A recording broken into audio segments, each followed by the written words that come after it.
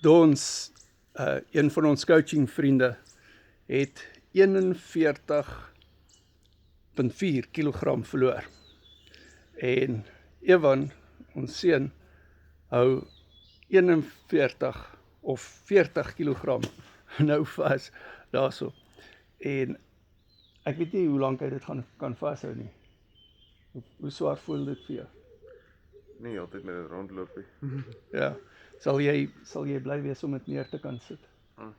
Ja, hy sal dit graag eerder wil neersit. Hy het gevra ek moet nie die video te lank maak nie. So, dankie Evan.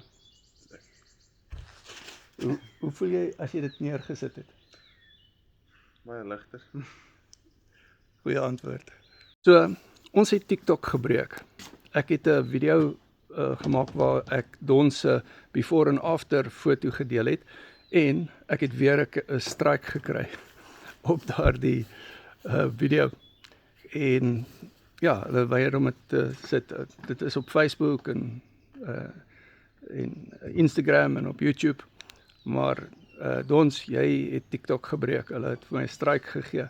En ek het dit geappeal, maar ek hoop hulle sal dit nou release. Maar jy het hulle geskok met jou before and after foto. Ek hoop hulle release dit. En ja, baie dankie Dons.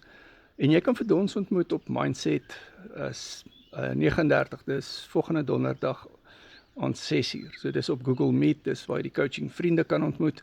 En ek en jy gaan die coaching doen op Carnivore en Ketovore op WhatsApp video call. WhatsApp my nommer is in die bio. En Dons, baie geluk. Super trots op jou.